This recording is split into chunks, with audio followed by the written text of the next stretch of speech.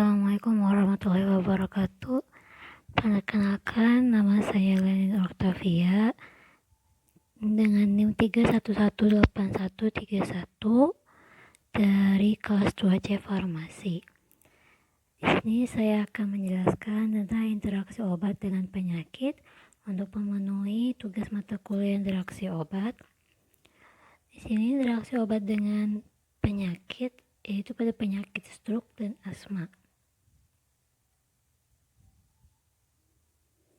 Stroke didefinisikan sebagai suatu manifestasi klinik gangguan peredaran darah otak yang menyebabkan defisit neurologi. Sejumlah faktor resiko yang sering terdapat pada pasien stroke adalah hipertensi, diabetes mellitus atau DM, hiperlipidemia, merokok, penyakit jantung, dan obesitas. Atau Mondana 2008 dari Mondana 2008. Penyebab atau faktor risiko stroke ini yaitu penghambatan aliran darah. Makanya di sini stroke adalah manifestasi klinik gangguan peredaran darah otak. Jadi penyakit-penyakit atau faktor resikonya itu pasti berhubungan dengan penghambatan aliran darah. Adanya penyakit penyerta pada pasien stroke menyebabkan pasien sering memperoleh lebih dari 2 macam obat atau polifarmasi. Quinn and Day pada tahun 1997 dan Rahmawati et al. Pada tahun 2006 menjelaskan bahwa dengan meningkatnya kompleksitas obat yang digunakan pada pengobatan dan makin berkembangnya polifarmasi, maka kemungkinan terjadinya interaksi obat semakin meningkat, seperti halnya dalam pengobatan stroke. Jadi, karena pada pasien atau penderita bukan hanya penyakit stroke saja atau bisa menyebabkan penyakit yang lain atau ada penyakit penyerta, maka obat yang diminum pada penderita atau pasien itu pasti bukan hanya obat stroke. Nah, ini tuh secara alami atau dapat memungkinkan polifarmasi karena diberi resep yang banyak.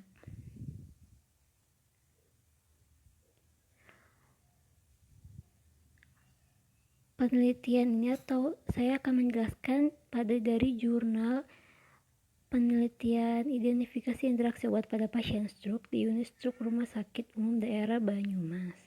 Angka kejadian interaksi obat pada pasien stroke rawat inap di unit stroke RSUD Banyumas periode November 2009 sampai April 2010 adalah sebanyak 16 pasien, yaitu 26%. Terdapat 14 jenis interaksi obat yang terjadi pada 16 pasien stroke. Jumlah interaksi obat yang paling banyak terjadi pada pasien stroke adalah satu jenis interaksi obat sebanyak 74%. Jenis interaksi obat yang sering terjadi pada pasien stroke di RSUD Banyumas periode November 2009 sampai 2010 yaitu interaksi antara ACI dengan KCL sebanyak 18,18%.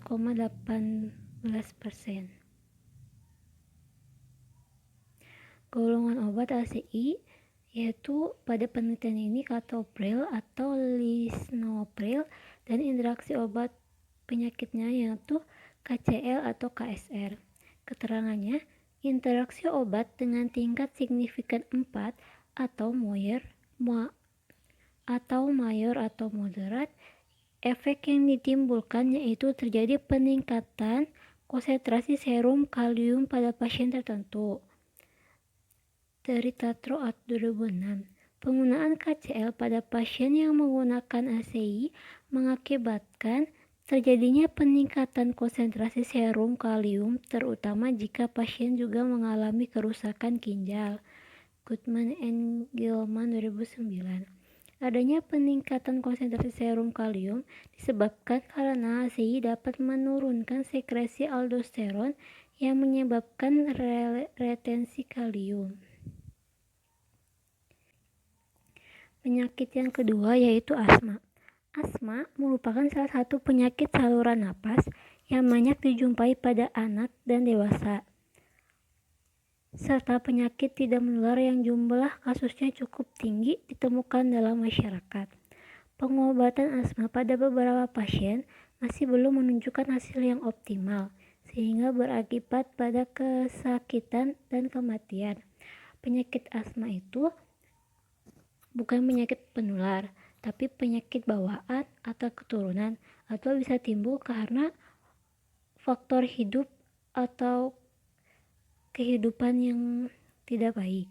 Meningkatnya kompleksitas obat-obat yang digunakan dalam pengobatan saat ini memungkinkan terjadinya interaksi obat yang dapat mengaruhi status klinis pasien.